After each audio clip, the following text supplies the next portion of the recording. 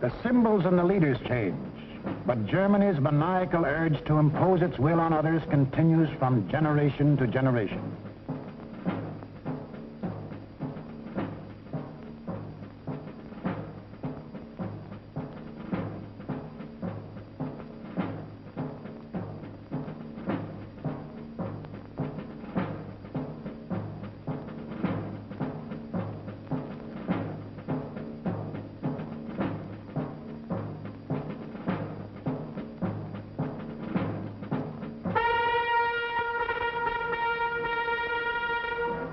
In the last 75 years, this madness has cost the world more than 20 million killed, more than 60 million wounded, more than 200 million made homeless. This does not include the untold millions that died of disease resulting from war, or the billions upon billions of dollars worth of property destroyed. Nor does this include the grief, the anguish, the misery, the terror that the world has suffered, due to the Germans' insane passion to enforce their rule upon their neighbors. This passion for conquest reached its hysterical climax when Adolf Hitler enthroned himself as God and the German Führer.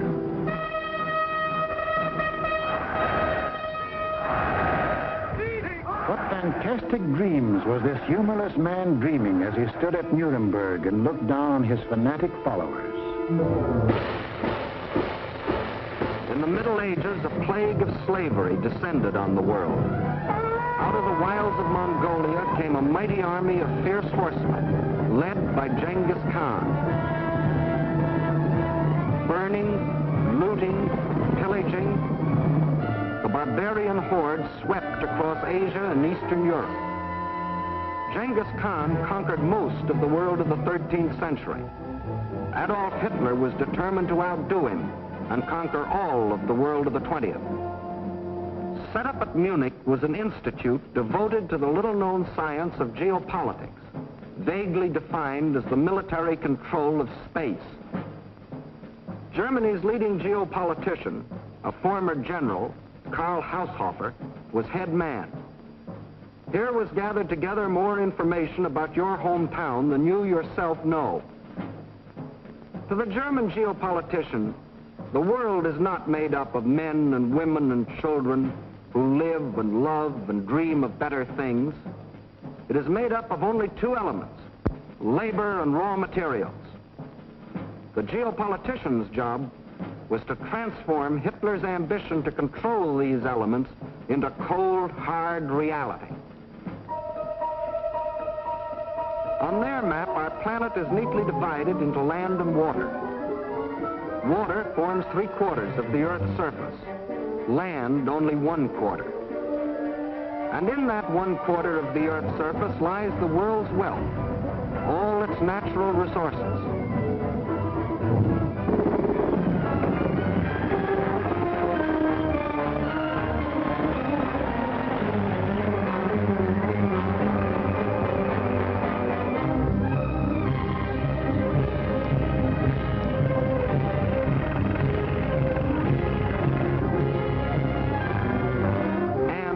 world's manpower.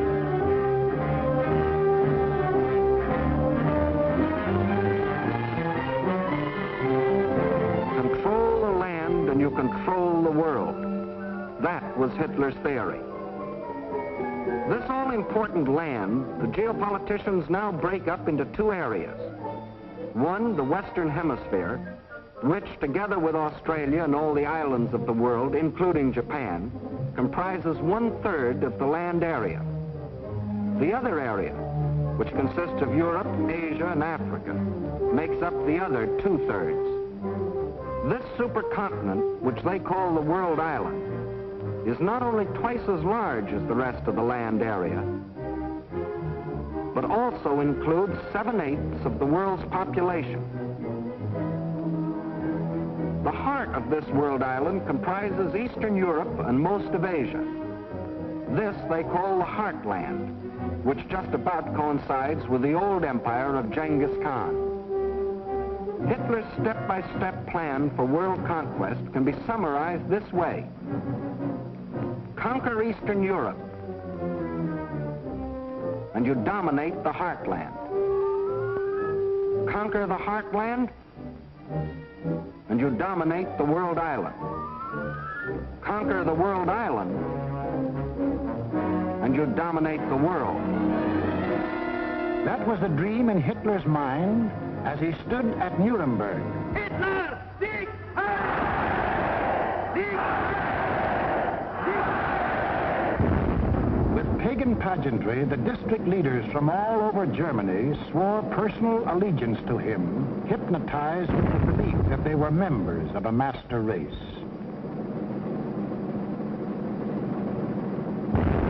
This film will deal with Act One of the Nazi bid for world power, the most fantastic play in all recorded history. Hitler had seen Hirohito grab off Manchuria and other territory from the Chinese.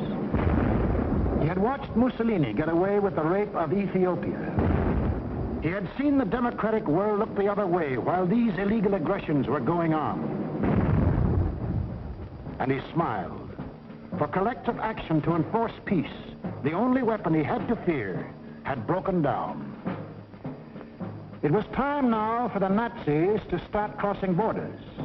It was time for Hitler to put his plan into action. And what was he waiting for? He was waiting to soften up his victims, keep them from uniting.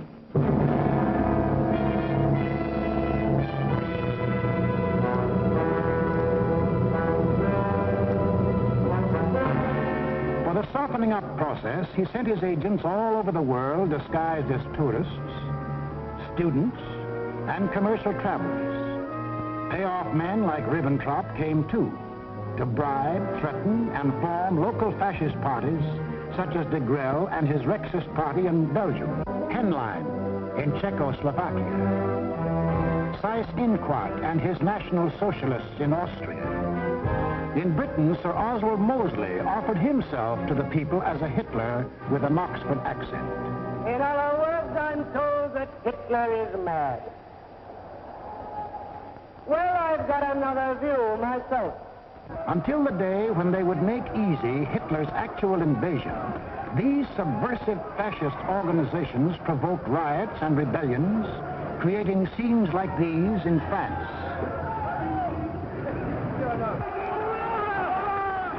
Scenes like these in Belgium.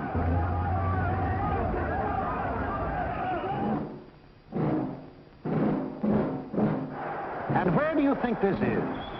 Right in Madison Square Garden, USA. And this is Fritz Kuhn, leader of a German-American Bund, hiding behind the American flag, but taking his orders from Berlin and copying the methods of Berlin. That was the softening up process outside Germany. But inside Germany, it was a different story. Here, in utmost secrecy, the hardening up process, building up Hitler's army and his industry.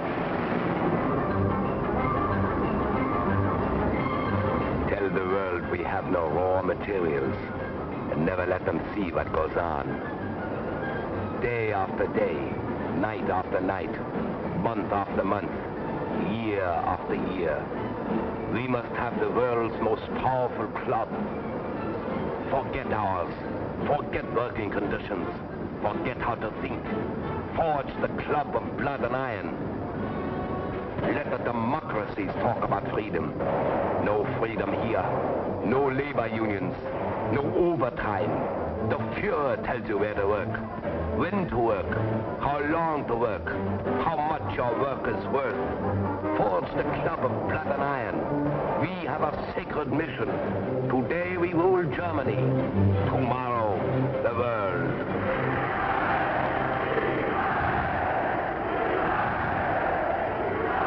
For those who don't like it, you don't eat. Or you disappear into a concentration camp. Or you get this.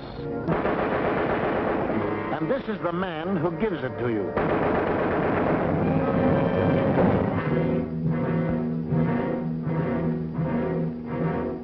And what of the army? Before Hitler came into power, the German army by treaty was limited to 100,000 men. But treaties to the Germans have always been something to ignore. These 100,000 men were, in reality, 100,000 highly trained officers, the men who lead the Nazi regiments today. But Hitler didn't merely ignore the treaty. He tore it up, and in 1935 ordered national conscription. Simultaneously, he ordered German youth to become air-minded.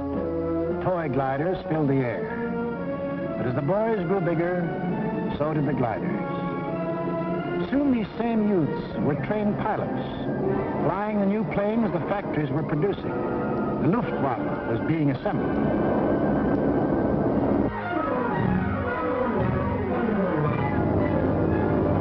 The only thing old about this new army was the goose step. And even Hitler couldn't improve on that ancient German form of torture, designed to make man stop thinking and blindly obey. Goose-step them until they become as insensible as weapons.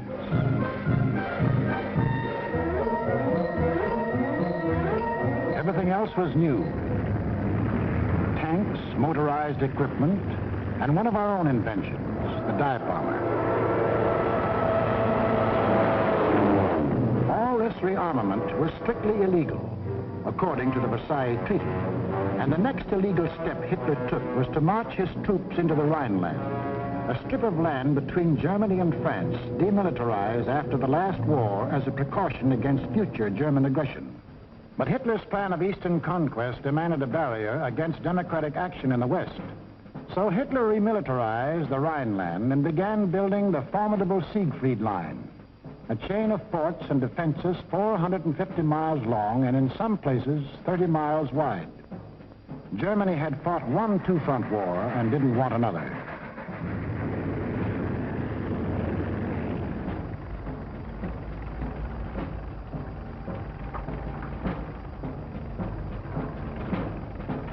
As many as 500,000 men worked as much as 20 hours a day to build 22,000 fortified positions on land, where, by treaty, no German soldier was supposed to set foot.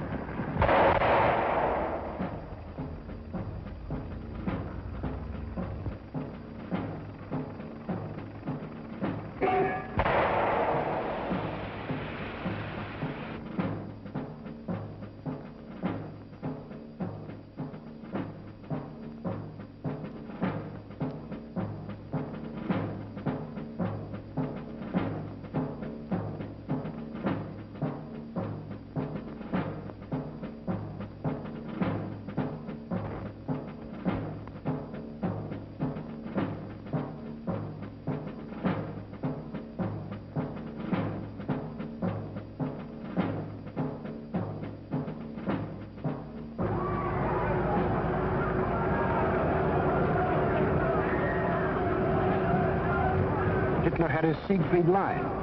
He had his equipment. He had his army. Now to unveil the German might and terrorize his victims into submission. General staffs all over the world anxiously awaited the report of their military attachés. A would-be peaceful world learned that a vast military power had materialized out of nowhere. A power controlled by one man who tore up treaties as we tear up ticker tape.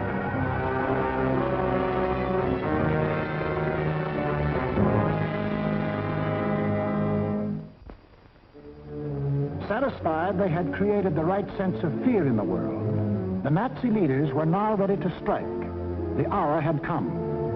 It was time to start conquering Eastern Europe, according to the plan of Hitler's geopoliticians. It was time to win the domination of the heartland. Who would the first victim be? Naturally, the softest, Austria. Bite off just enough not to set the world against you. On March the 12th, 1938, without warning, the German armies marched over the Austrian border. It was really only a full-scale invasion test, and Hitler rode in triumph into Vienna. Even the very name of Austria disappeared from the map, though Hitler had promised earlier to the world the assertion that it is the intention of the German Reich to coerce the Austrian state is absurd. Why was Austria important to Hitler? It put him on the southern flank of Czechoslovakia, and Czechoslovakia was the key to the control of Eastern Europe. The German Chancellor Bismarck explained that years ago when he said, "He who would conquer Europe must first hold the bastions of Bohemia." And Bohemia was now part of Czechoslovakia. But Czechoslovakia was tough. It had a good army. It had good equipment. It had one of the finest munition plants in the world, the Skoda Works, which Hitler wanted very badly. It had incorruptible President Banish. It had a military alliance with France, and France had a military alliance with Britain. Hitler had to move carefully, find excuses to take Czechoslovakia one piece at a time. He found his excuse in the Sudetenland, a portion of Czechoslovakia bordering Germany.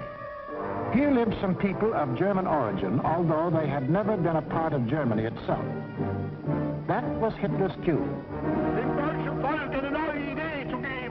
Completely ignoring the fact that most people who left Germany had done so to get away from things like Hitler, he sprang his pet theory that every person of German blood, no matter where he lived, belonged to the Nazi Reich. Germans or descendants of Germans, often with no more than a drop of German blood in their veins, suddenly learned that they were godlike, not subject to the laws of the land in which they live and to which they owe their allegiance, whether it be Czechoslovakia, Norway, Sweden, China, the United States, or Timbuktu. According to the Nazis, the German was a special creature who remained forever German, to the 6th and 7th generation, and must take his orders from Berlin.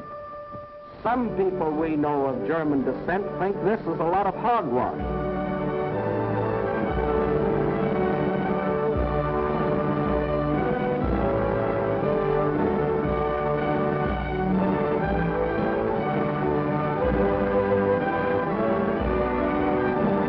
Including 15% of any group like this.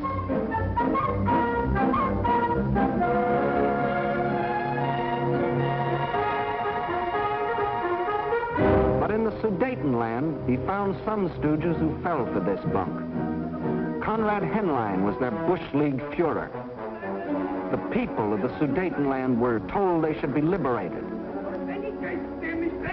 They were told Hitler was their liberator. The Nazis smuggled over their standard softening up equipment, blackjacks. And when the Czechs were beaten up trying to combat his fifth columnists, Hitler screamed the Germans were being persecuted and threatened war unless he got the Sudetenland. It is the last territorial claim I have to make in Europe. I have assured Mr. Chamberlain, and I repeat it here, that when this problem is solved, there is for Germany no further territorial problem in Europe. We want no Czechs. To the League of Nations, Foreign Minister Maxim Litvinov announced that Russia stood ready to back concerted action against Germany. But once again, there was to be no concerted action.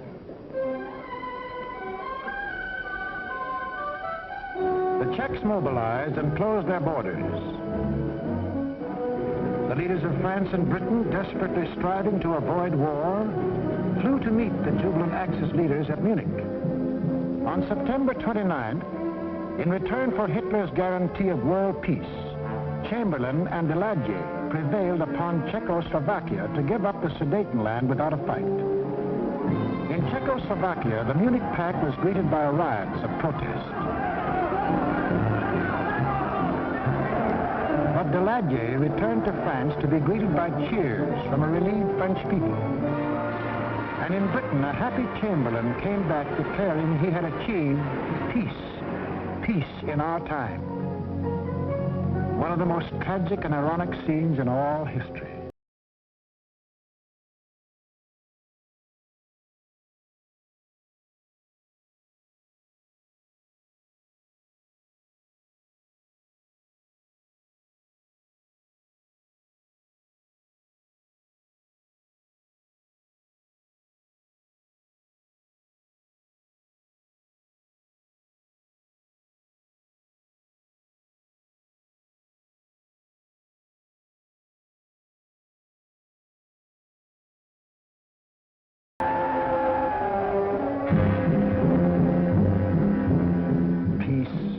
It wasn't peace. The Nazis hadn't merely got 3 million more souls under the German flag. By taking the Sudetenland, they had made Czechoslovakia defenseless. For in this territory lay the natural defenses, the mountain ranges, and a defensive line of forts, considered even stronger than the Maginot Line. Without these fortifications, Czechoslovakia was disarmed, a ripe plum ready to fall into Hitler's lap. Within 6 months of declaring that he wanted no more territory anywhere, he violated the Munich Agreement, marched in, and took the whole of the Czech state, though he had specifically promised, "I have no further interest in the Czechoslovakian state. That is guaranteed. We want no Czechs." Austria and Czechoslovakia were gone without a fight, and Hitler was getting his control of Eastern Europe.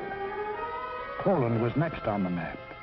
The tired old man of Munich now knew that there could be no peace in our time. If an attempt were made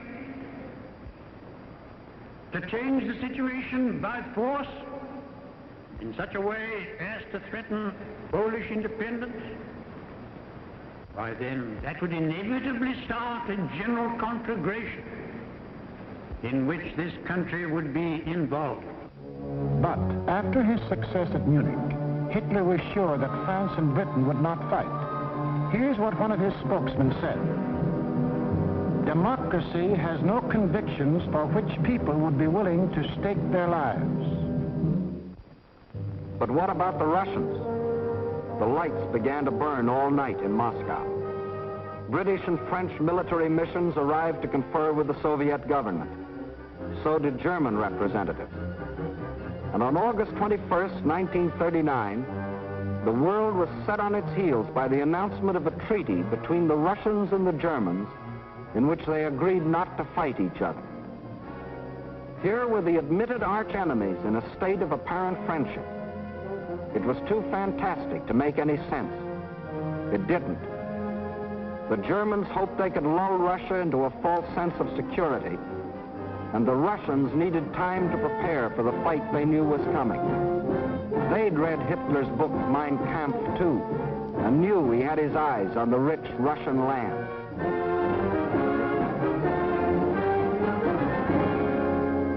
Confident that Russia was safely pigeonholed and that the democracies would not fight, the Nazis started singing their favorite theme song, that all people of German blood belonged to them, and picked Danzig as their excuse for the gobbling up of Poland. Danzig, a free city, self-governing under the League of Nations, was an important seaport at the head of the Polish corridor, Poland's access to the sea. The same old softening up process had gone on here. Local stooges, armed by Germany, began to terrorize the city. Hitler demanded Danzig and the Polish corridor, or else. The people of Poland prepared for the inevitable. Although they knew Britain and France had guaranteed their borders, they also knew those countries were a long way off.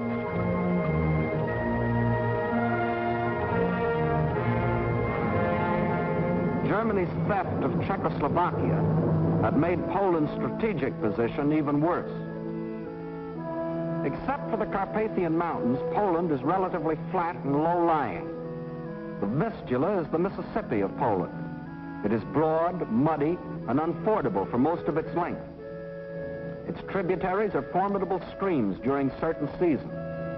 But there was a drought, and the streams were so low during the campaign that they could be forded at almost any point by men, trucks, and tanks. Militarily, the Vistula offered the best line of defense.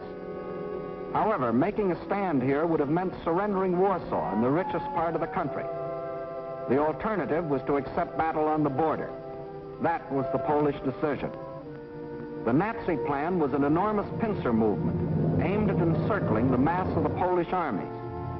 Secondary pincer movements were to encircle any Polish groups which escaped the main trap. During the last 2 weeks in August, the German armies moved toward the Polish border, where they assembled 70 divisions, many of them armored. From a military standpoint, the Poles were hopelessly outclassed by their predatory neighbor. They managed to mobilize barely 30 divisions, made up of infantry or horse cavalry. In two important respects, the difference was staggering. The Nazis, 5,000 modern tanks. Poland, 600 nondescript tanks. The German Luftwaffe, 6,000 modern planes. The Polish Air Force, less than 1,000 of inferior types. The German army secretly made ready. The way of living for the next 1,000 years was to be decided.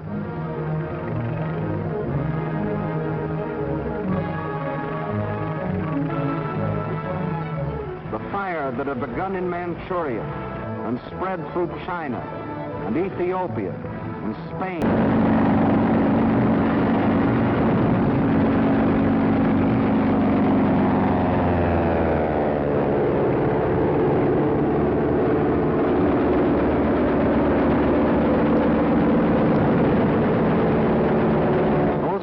Did get off,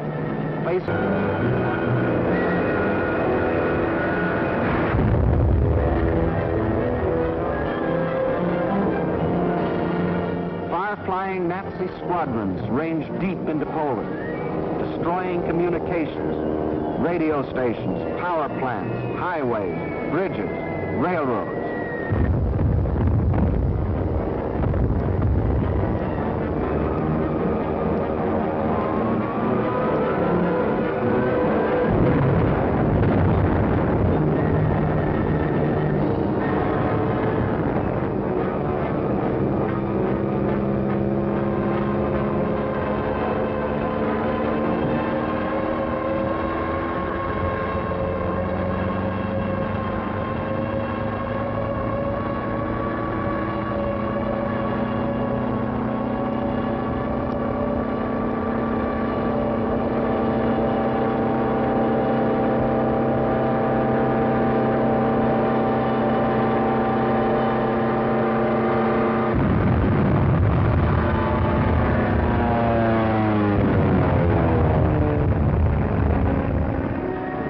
Army was disorganized by the loss of its air force and the disruption of communications.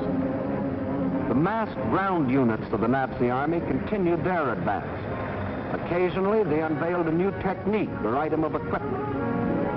For example, advance units of the German Fourth Army crossed the Vistula in a new type of storm boat. September the 5th, the Polish retreat developed alarming tendencies. The powerful German 10th Army, which was to form the southern claw of the great Nazi pincers, was advancing with its 5 armored divisions on either flank. On September 6th, the opposing Poles began splitting into 2 groups, the southern one falling back toward the Vistula. The armored divisions on the German right raced ahead, circling Radom and cutting off this group, which finally surrendered. Meanwhile, further north, the main Polish mass began drifting toward Lodz. The German command, perceiving that this opened the gate toward Warsaw, sent the northern Nazi armored units racing through the gap to the Polish capital. The infantry advanced in forced marches of 35 miles a day, and 2 days later relieved the panzers about Warsaw. The city was now cut off. West of Warsaw, the main Polish armies were encircled. Under terrific pressure on the ground and pounded ceaselessly from the air, they began to disintegrate. They fought on with high personal courage, but without airplanes, without communications, cut off from their general staff, the isolated Polish groups were forced to surrender, one by one. But Warsaw still resisted. The heroic strains of the Polonaise told an incredulous world that the people of Warsaw, led by Mayor Straczynski, had erected a wall of courage around their city, defying Hitler to do his damnedest.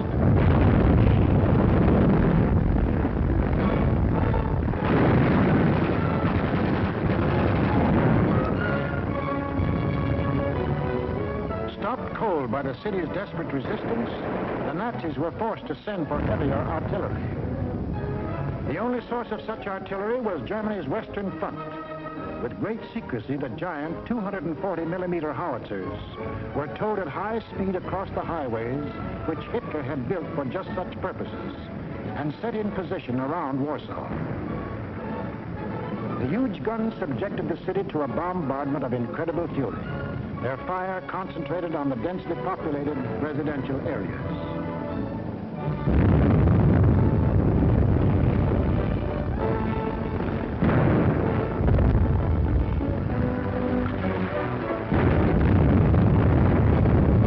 For 20 days of death and horror, every man, woman, and child fought to save his city.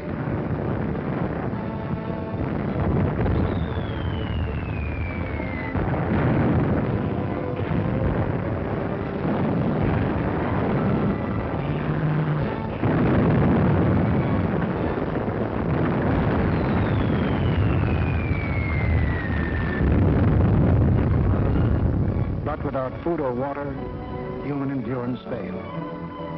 On September the 27th, the strains of the Polonaise died on the Warsaw radio, and the Polish capital was forced to capitulate.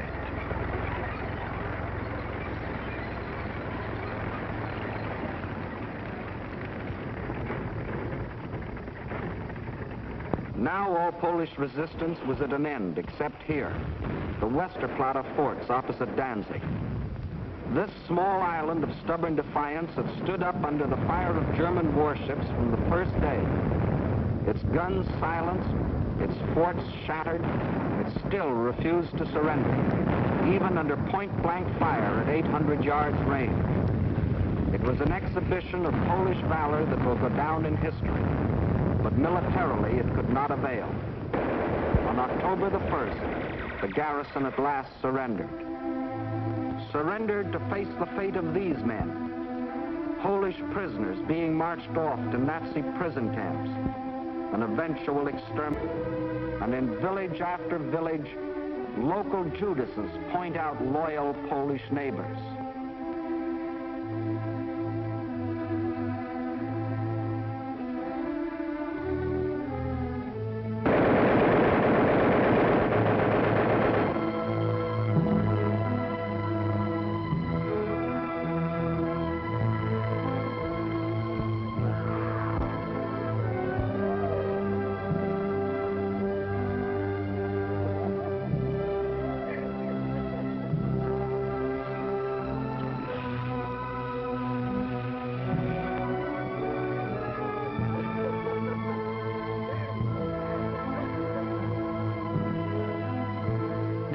things the Poles can never forget, including another one of Hitler's famous promises. Germany has concluded a non-aggression pact with Poland. We shall adhere to it unconditionally. The world now knew that a non-aggression pact with Hitler was the kiss of death.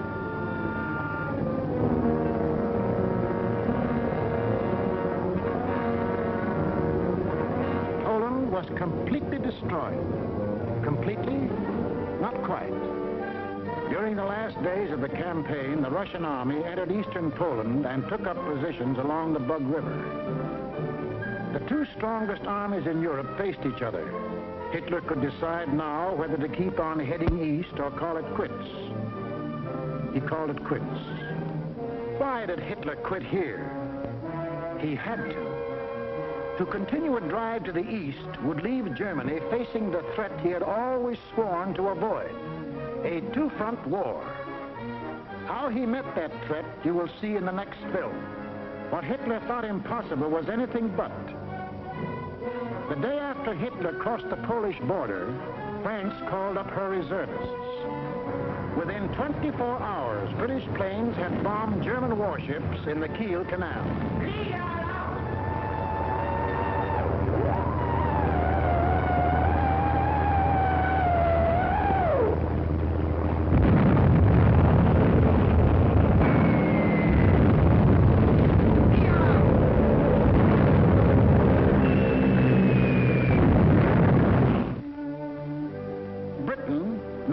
The British government. But the British people had declared war. War on Hitler and everything he stood for. The democracies did have convictions for which people were willing to stake their lives. Unprepared? Yes. But that didn't matter.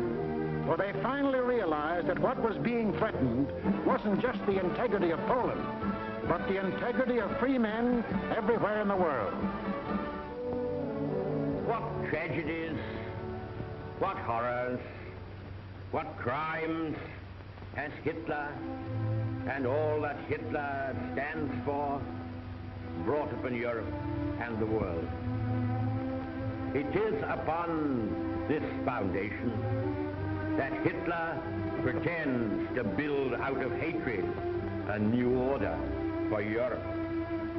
But nothing is more certain than that every trace of Hitler's footsteps, every stain of his infected and corroding fingers will be sponged and purged, and if need be, blasted from the surface of the earth. Lift up your hearts. All will come right. Out of the depths of sorrow and of sacrifice will be born again the glory of mankind.